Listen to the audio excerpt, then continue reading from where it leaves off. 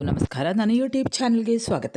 ವಿದ್ಯಾರ್ಥಿಗಳೇ, ಇಂದಿನ ವಿಡಿಯೋದಲ್ಲಿ ನಾನು ಶಿವಕೋಟ್ಯಾಚಾರ್ಯರು ಬರೆದಂತಹ ಒಡ್ಡಾರಾಧನೆ ಕೃತಿಯನ್ನು ನೀವೆಲ್ಲ ಕೇಳಿರ್ಬೋದಲ್ವ. ಆ ಕೃತಿಯಲ್ಲಿ ಬರುವಂಥ ಒಟ್ಟು 19 ಕಥೆಗಳಲ್ಲಿ ಒಂದಾದಂತಹ ಚಾಣಕ್ಯ ಋಷಿಯ ಕಥೆ ಅನ್ನುವಂತಹ ಕಥೆಯನ್ನು ನಿಮ್ಮ ಎದುರಿಗೆ ವಾಚನ ಮಾಡ್ತೇನೆ. ವಿದ್ಯಾರ್ಥಿಗಳೇ, ಈಗಾಗಲೇ ಹಲವಾರು ಕಥೆಗಳನ್ನು ನಾನು ಅಪ್ಲೋಡ್ ಮಾಡಿದ್ದೇನೆ. ನೀವು ನನ್ನ ಚಾನಲ್ಗೆ ಹೊಸಬರಾಗಿದ್ದಲ್ಲಿ ಮೊದಲು ಸಬ್ಸ್ಕ್ರೈಬ್ ಮಾಡುವುದನ್ನು ಮರೆಯದಿರಿ. ಸರಿ, ಈಗ ಕಥೆಯನ್ನು ಕೇಳೋಣ. ಚಾಣಕ್ಯ ಋಷಿಯ ಕಥೆ. ಭರತ ಕ್ಷೇತ್ರ ಅನ್ನುವಂತಹ ಒಂದು ಕ್ಷೇತ್ರದಲ್ಲಿ ಮಗಧ ದೇಶ ಇತ್ತು. ಈ ನಾಡಿನ ಪಾಟಲಿಪುತ್ರ ಅನ್ನುವ ನಗರದಲ್ಲಿ ನಂದವಂಶದ ಪದ್ಮನು ರಾಜನಾಗಿದ್ದನು. ಇವನ ರಾಣಿ ಸುಂದರಿ, ಇವರ ಮಗ ಮಹಾಪದ್ಮ. ಕಾಪಿಯು ಮಂತ್ರಿಯಾಗಿದ್ದನು. ಇವನನ್ನು ವಿಶ್ವಸೇನ ಎಂದು ಕೂಡ ಕರೆಯುತ್ತಿದ್ದರು. ಕಾಪಿಯು ಸುಂದರಿ ಮಹಾರಾಣಿಯ ಮೇಲೆ ಕಣ್ಣು ಹಾಕಿದನು. ಇವನು ಅರಸನನ್ನು ಕೊಂದು ರಾಣಿಯೊಡನೆ ಬಾಳುವ ಆಲೋಚನೆ ಮಾಡಿ ಪರರಾಜರು ಪದ್ಮನ ಮೇಲೆ ದಂಡೆತ್ತುವಂತೆ ಮಾಡಿದನು. ದೇವ, ನಿಮ್ಮ ಸಂಪತ್ತನ್ನೆಲ್ಲ ಯಾರಿಗೂ ಗೊತ್ತಾಗದಂತೆ ಬಚ್ಚಿಡಬೇಕು. ಆಮೇಲೆ ನಾವು ಶತ್ರುಗಳನ್ನು ಎದುರಿಸೋಣ ಎಂದು ಮಂತ್ರಿ ಹೇಳಿ ದ್ರವ್ಯವನ್ನು ಅಡಗಿಸುವ ತಾಣವನ್ನು ತೋರಿಸುವ ನೆಪವೊಡ್ಡಿ ಇವನು ಒಂದು ಸಂಜೆ ರಾಜನನ್ನು ಉದ್ಯಾನಕ್ಕೆ ಕರೆದುಕೊಂಡು ಹೋಗಿ ಅಲ್ಲಿ ಕೆಸರಿನಿಂದ ತುಂಬಿದ್ದ ಹಾಳು ಬಾವಿಯ ತಡಿಯಲ್ಲಿ ಇವನನ್ನು ಕೊಂದು ಕಳೇಬರವನ್ನು ಬಾವಿಗೆ ತಳ್ಳಿ ಸುತ್ತಮುತ್ತ ಕಣ್ಣಾಡಿಸಿದನು. ವಸಂತಕ ಎಂಬವನು ಅಲ್ಲಿ ಒಂದು ಮರವೇರಿ ಹೂ ಬಿಡಿಸುತ್ತಿದ್ದನು. ಇವನು ರಾಜನ ಕೊಲೆಯನ್ನು ಕಂಡು ಹೆದರಿ ಮರದಿಂದ ಧುಮುಕಿ ಓಡುವಾಗ ಮರದ ಕೊಂಬೆ ಅಲುಗಾಡಿತು. ವಿಶ್ವಸೇನನು ಗಾಬರಿಗೊಂಡನು. ಈ ಮರದ ಕೊಂಬೆಯನ್ನು ಕಪಿ ಅಲುಗಾಡಿಸಿರಬಹುದು, ಇಲ್ಲವೇ ಮಾನವನು ಅಲುಗಾಡಿಸಿರಬಹುದು. 1000 ವರ್ಷವಾದರೂ ನಾನು ಮಾಡಿದ ಕೊಲೆಗೆ ಸಾಕ್ಷಿಯಾಗಿ ನಿಲ್ಲದಿರದು ಎಂದು ಯೋಚಿಸಿ ಇವನು ಸಂತಾಪಗೊಂಡನು. ತನ್ನ ಮನೆಗೆ ಬಂದು ಬೆಳಗಾದ ಮೇಲೆ ಸಾಮಂತ ಮಹಾಸಾಮಂತರೊಡನೆ ಅರಮನೆಯ ಓಲಗಕ್ಕೆ ಬಂದನು. ಎಲ್ಲ ಸಾಲಿನ ಮೇಲೂ ಇವನು ಕಣ್ಣಾಡಿಸಿದನು. ಎಲ್ಲೂ ರಾಜನನ್ನು ಕಾಣದೆ ಇವನು ಮೊಸಳೆ ಕಣ್ಣೀರು ಸುರಿಸಿ ಗೋಳಾಡಿದನು. ಕೆಲವು ದಿನ ಕಳೆಯಿತು. ಒಳ್ಳೆಯ ಮುಹೂರ್ತದಲ್ಲಿ ವಿಶ್ವಸೇನನು ಮಹಾಪದ್ಮನಿಗೆ ರಾಜ್ಯಾಭಿಷೇಕ ಮಾಡಿ ಪಟ್ಟಕ್ಕೆ ಕೂರಿಸಿದನು. ಇತ್ತ ಸುಂದರಿಯೊಡನೆ ಕದ್ದು ಮುಚ್ಚಿ ಭೋಗಿಸಿದನು. ಈ ಮಹಾನಗರದಲ್ಲಿ ನನ್ನ ತಂದೆಯ ಸಾವಿನ ರಹಸ್ಯವನ್ನು ಯಾರಾದರೂ ತಿಳಿದಿರಲೇಬೇಕು.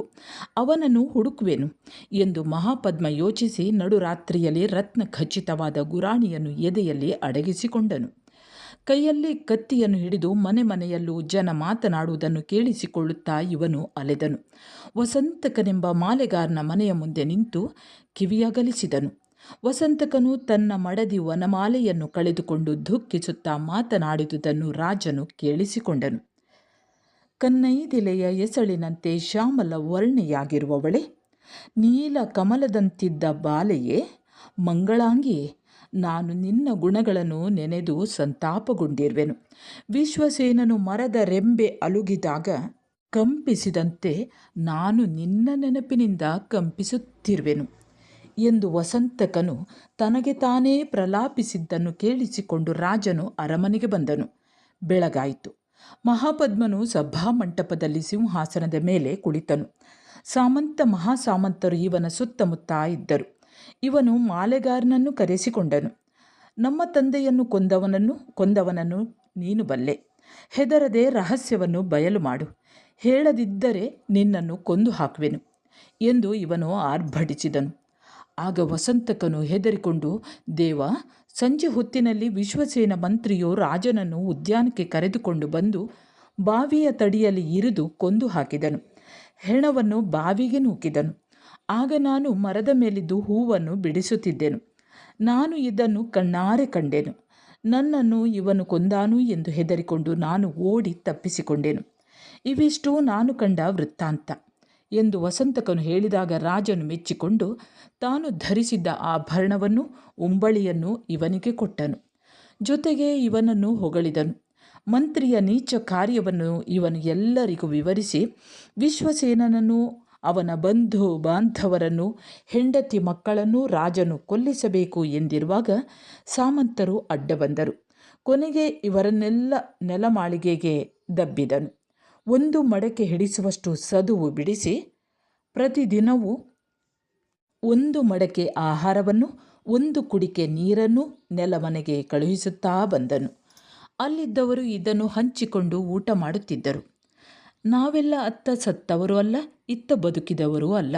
ನಮ್ಮಲ್ಲಿ ಯಾರು ಹಗೆಯನ್ನು ಕೊಲ್ಲುವನೋ ಮತ್ತು ನಂದವಂಶವನ್ನು ಯಾರು ನಿರ್ಮೂಲ ಮಾಡುವನೋ ಅವನು ಮಾತ್ರ ಈ ಮಡಕೆ ಕೂಳನ್ನು ಉಣ್ಣಲಿ. ನಮ್ಮ ಶತ್ರುವನ್ನು ಕೊಲ್ಲಲು ಹಾಗೂ ನಂದವಂಶವನ್ನು ನಿರ್ಮೂಲ ಮಾಡಲು ನಾನು ಸಮರ್ಥನಾಗಿರುವೆನು ಎಂದು ಸುಬಂಧು ಪಣ ತೊಟ್ಟನು. ಅಂದಿನಿಂದ ಇವನೊಬ್ಬನು ಮಾತ್ರ ಊಟ ಮಾಡುತ್ತಿದ್ದನು. ಉಳಿದವರು ಉಣ್ಣದೆ ಸತ್ತು ಹೋದರು. ಸುಬಂಧು ಒಬ್ಬ ಮಾತ್ರ ಉಂಡು ಬದುಕಿದನು. ಹೀಗೆ 3 ವರ್ಷ ಕಳೆಯಿತು. ಗಡಿನಾಡಿನ ಅರಸರು ಮಹಾಪದ್ಮನಿಗೆ ತಿರುಗಿಬಿದ್ದರು. ಆಗ ಇವನು ಕಾಪಿಯ ಗುಣವನ್ನು ನೆನೆದು, ಮಡಕೆ ಕೂಳನ್ನು ತಿನ್ನುವವನು ಈಗಲೂ ಯಾರಾದರೂ ಬದುಕಿರುವರೇ ಎಂದು ಕೇಳಿದಾಗ ಸುಬಂಧು ಬದುಕಿರುವ ವಿಷಯ ತಿಳಿಯಿತು. ಇವನನ್ನು ನೆಲಮನೆಯಿಂದ ಪಾರು ಮಾಡಿ ಅವನಿಗೆ ಸನ್ಮಾನ ಮಾಡಿದನು. ಹಾಗೆಯೇ ದಾನವನ್ನು ಕೊಟ್ಟನು. ಹಾಗೆಯೇ ಅವನನ್ನು ಕ್ಷಮಿಸಿ ಅವನಿಗೆ ಮಂತ್ರಿ ಪದವಿಯನ್ನೂ ಕೊಟ್ಟನು. ಅವನು ತನ್ನ ಚಾಣಾಕ್ಷತನದಿಂದ ಗಡಿನಾಡವರನ್ನು ತಹಬಂದಿಗೆ ತಂದು ರಾಜ್ಯದಲ್ಲಿ ಎಂದಿನಂತೆ ಶಾಂತಿಯನ್ನು ಕಾಪಾಡಿದನು. ರಾಜನಿಗೆ ತುಂಬ ಸಂತೋಷವಾಯಿತು. ಕಾಪಿಗಿಂತಲೂ ಸುಬಂಧುವಿನ ಸ್ಥಾನಮಾನವನ್ನು ಹೆಚ್ಚಿಸಿದನು. 2ನೆಯ ಮಂತ್ರಿ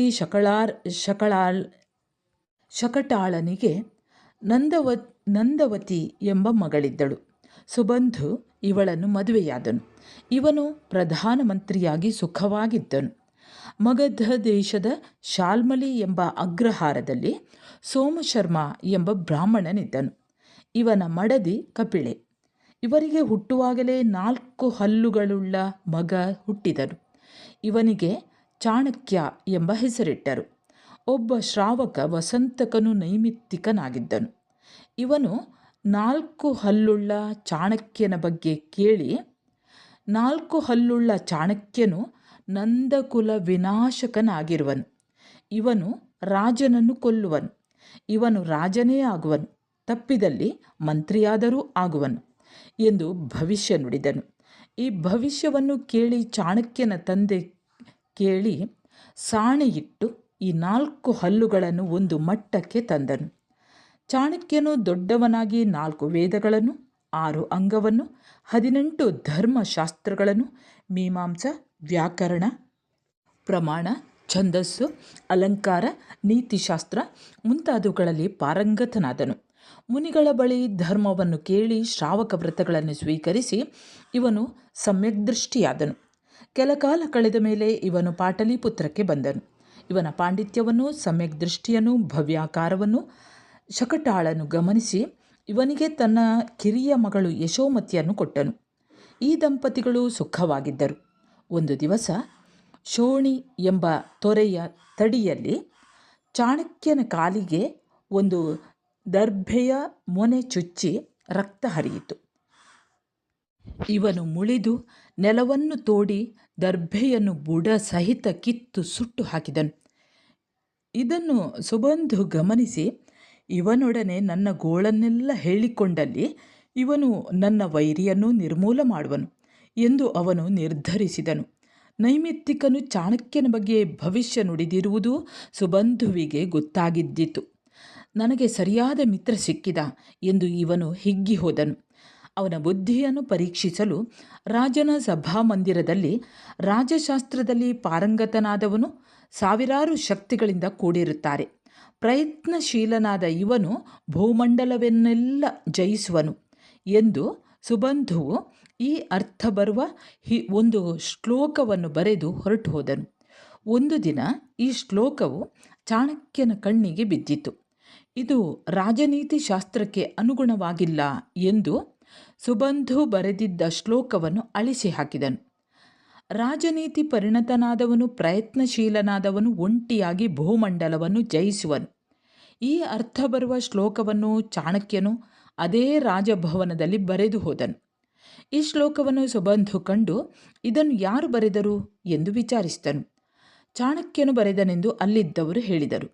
ಇವನು ನಿಜವಾದ ಬುದ್ಧಿಶಾಲಿ ಎಂದು ಸುಬಂಧು ನಿರ್ಧರಿಸಿದನು. ಇವನು ತನ್ನ ಮಗಳ ಹುಟ್ಟು ಕೂದಲನ್ನು ಅಂದರೆ ಚೌಲವನ್ನು ತೆಗೆಯುವ ಸಮಾರಂಭವನ್ನು ಏರ್ಪಡಿಸಿ ಬಂಧು ಬಾಂಧವರನ್ನು ಆಹ್ವಾನಿಸಿದನು. ಎಲ್ಲರಿಗೂ ಭಾರೀ ಔತಣ ಮಾಡಿಸಿದನು. ಬಂದವರಿಗೆಲ್ಲ ವಜ್ರಾಭರಣ ಕೊಟ್ಟು ಸನ್ಮಾನ ಮಾಡಿದನು. ಚಾಣಕ್ಯನಿಗೂ ಇವನ ಮಡದಿ ಯಶೋಮತಿಗೂ ತನ್ನ ಪತ್ನಿಯ ಕೈಲಿ ಗಂಜಿಯನ್ನು ಕಳುಹಿಸಿದನು. ಇವಳು ಗಂಜಿಯನ್ನು ತಂದು ತಂಗಿಗೆ ಕೊಟ್ಟು ಹೋದಳು. ಲೋಕದಲ್ಲಿ ಬಡತನಕ್ಕಿಂತ ಬೇರೆ ಬವಣೆ ಇಲ್ಲ. ಬಡತನವೇ ಮಹಾಪಾತಕವಾದುದು. ಬಡವನ ಸ್ನೇಹವನ್ನು ಯಾರೂ ಮಾಡುವುದಿಲ್ಲ. ನೆಂಟರಿಷ್ಟರು ಬಡವರನ್ನು ಮಾತನಾಡಿಸುವುದಿಲ್ಲ. ಸಮಾರಂಭಗಳಲ್ಲೂ ಬಡವರನ್ನು ಕೀಳಾಗಿ ಕಾಣುವರು. ಹರಿದ ಬಟ್ಟೆಯವರನ್ನು ಕಂಡು ಮಹಾಜನರು ಓಡಿಸುವರು. ಬಡತನವನ್ನು ಪ್ರಕಟಿಸುವುದು ಮಹಾ ದುಃಖಕರವಾದುದು ಎಂದು ಚಾಣಕ್ಯನು ಚಿಂತಾಕ್ರಾಂತನಾಗಿ ಏನಾದರೂ ಮಾಡಿ ಹಣ ಗಳಿಸಬೇಕು ಎಂದು ನಿರ್ಧಾರ ಕೈಗೊಂಡನು. ಇದನ್ನು ತಿಳಿದು ಸುಬಂಧುವು ಚಾಣಕ್ಯನ ಬಳಿ ಬಂದು, ನಿಮ್ಮ ಬಡತನ ನೀಗುವುದು. ನೀವು ರಾಜನನ್ನು ಕಂಡು 6 ಗ್ರಾಮಗಳ ಉತ್ಪತ್ತಿ ಬರುವ ವೃತ್ತಿಯನ್ನು ಕೇಳಿಕೊಳ್ಳಿ, ಆಮೇಲೆ ಸುಖವಾಗಿರಬಹುದು ಎಂದು ಸಲಹೆ ಕೊಟ್ಟನು. ಚಾಣಕ್ಯನು ಅರಸನನ್ನು ಕಂಡನು. ಇವನನ್ನು ಕೊಂಡಾಡಿದನು. ಅಗ್ರಾಸನವನ್ನು ಬೇಡಿಕೊಂಡನು. ಅರಸನು ಇವನನ್ನು ಮೆಚ್ಚಿ ಗ್ರಾಮಗಳನ್ನು ಕೊಟ್ಟನು. ಚಾಣಕ್ಯನು 60 ಗ್ರಾಮಗಳಿಗೆ ಜಮೀನ್ದಾರನಾಗಿ ಸುಖವಾಗಿದ್ದನು. ಸುಬಂಧುವು ಮಹಾಪದ್ಮನನ್ನು ಕೊಲ್ಲಿಸಲು ಒಂದು ಸಂಚು ಮಾಡಿದನು. ಬ್ರಾಹ್ಮಣರನ್ನು ಕರೆಸಿ, ನಿಮ್ಮ ಪದವಿಯು ಪರಂಪರಾಗತವಾದುದು. ನಂದ ಮಹಾರಾಜ, ವಿಜಯಾನಂದ, ಇಮ್ಮಡಿನಂದ, ಸುನಂದ, ನಂದಿವರ್ಧನ, ನಂದನ, ಶ್ರೀನಂದನ, ಪದ್ಮ, ಮಹಾಪದ್ಮ ಎಂಬ ಈ 9 ರಾಜರ ತಲೆ ತನಕ ನೀವು ಅಗ್ರಹಾರಕ್ಕೆ ಒಡೆಯರಾಗಿದ್ದೀರಿ. ಈಗ ಬೇರೆಯವರು ನಿಮ್ಮ ಅಗ್ರಹಾರಗಳನ್ನು ಅನುಭವಿಸುತ್ತಿರುವರು. ಹೀಗಿದ್ದು ನೀವು ನೋಡಿಕೊಂಡು ತೆಪ್ಪಗಿರುವಿರಲ್ಲ ಎಂದು ಇವನು ಬ್ರಾಹ್ಮಣರನ್ನು ರೇಗಿಸಿದನು. ತಾವು ನಮ್ಮ ಕಡೆ ಇರಿ ಸಾಕು, ನಾವು ನಿಮ್ಮ ಬಲದಿಂದ ನಮ್ಮ ಪದಗಳನ್ನು ಮತ್ತೆ ಪಡೆಯುವೆವು ಎಂದು ಬ್ರಾಹ್ಮಣರು ಹೇಳಿದಾಗ ಸುಬಂಧುವು ಅವರನ್ನು ಪ್ರೋತ್ಸಾಹಿಸಿದನು. ಅವರು ಮಹಾರಾಜರನ್ನು ಕಂಡು, ಮಹಾರಾಜ, ನಾವು ಕುಲಕ್ರಮವಾಗಿ ನಿಮ್ಮ ಪ್ರಸಾದದಿಂದ ಬಾಳುತ್ತಿರುವೆವು.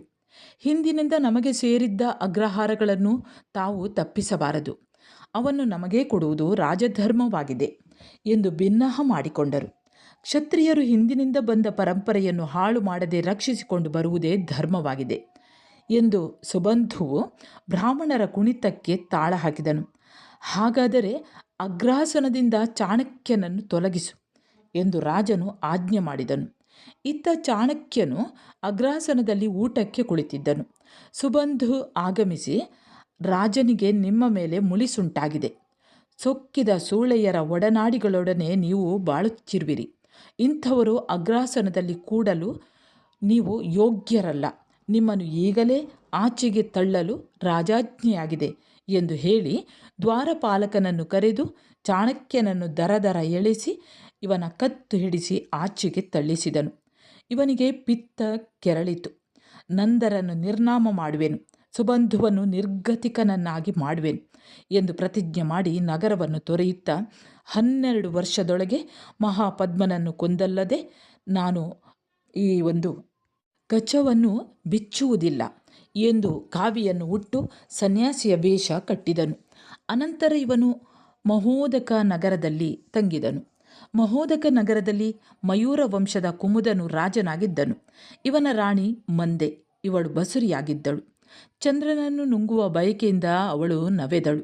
ಅರಸನು ಇವಳ ಬಯಕೆ ಪೂರೈಸಲಾರದೆ ಚಿಂತಾಕ್ರಾಂತನಾದನು. ಚಾಣಕ್ಯನಿಗೆ ರಾಣಿಯ ಬಯಕೆ ಗೊತ್ತಾಯಿತು.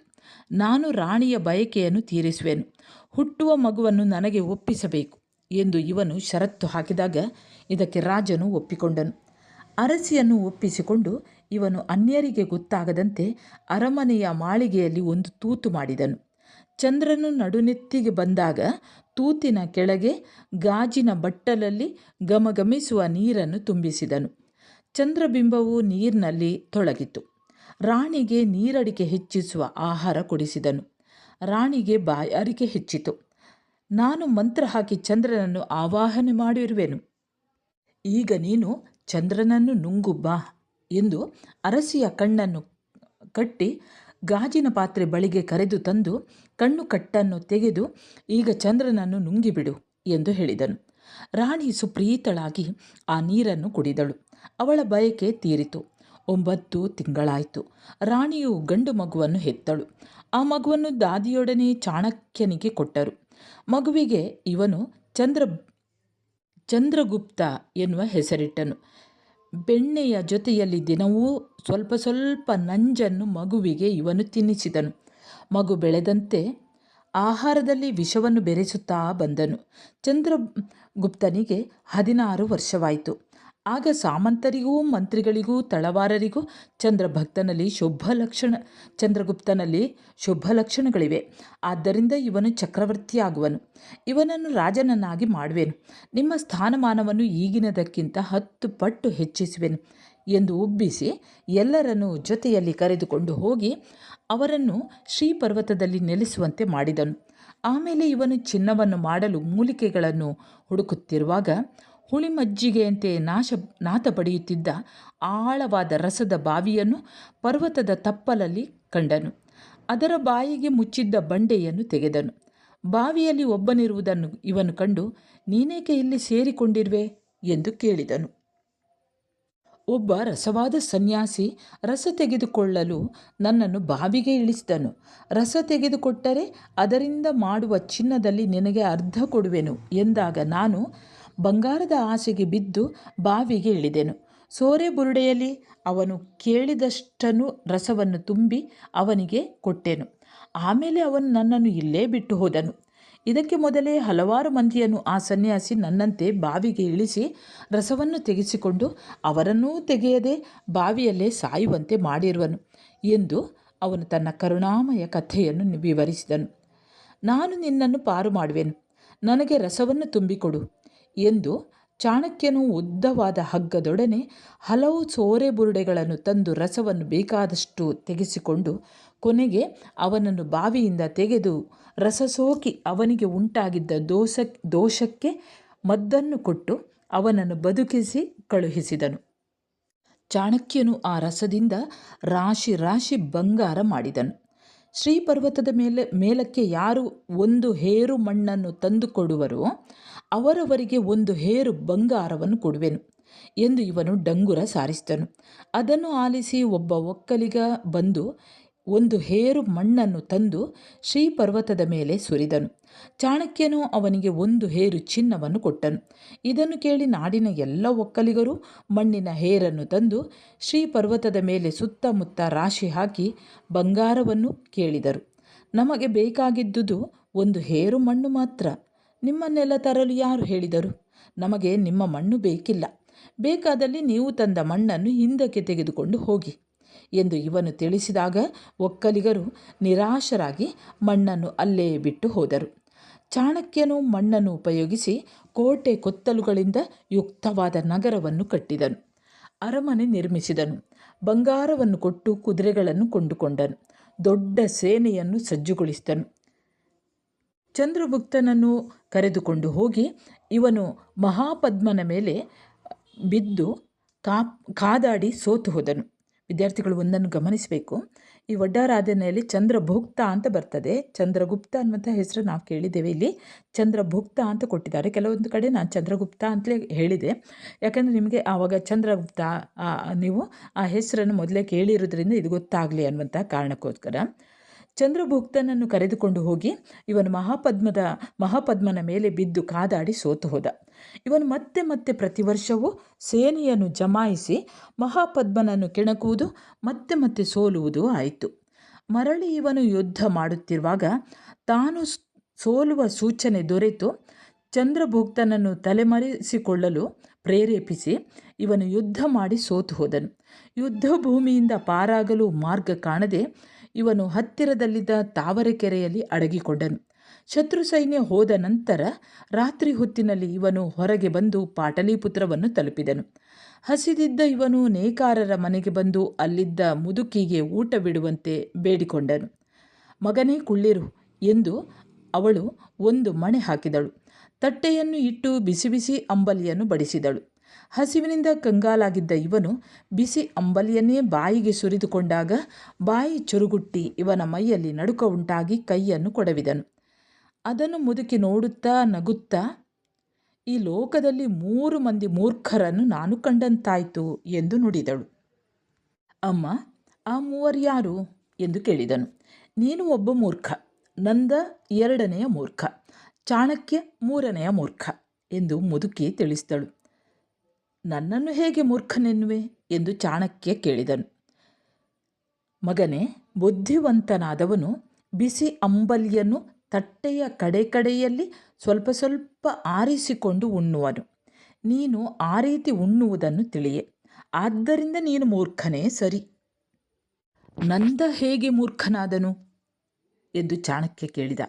ನಂದನೆಂದರೆ ಮಹಾಪದ್ಮನೆ.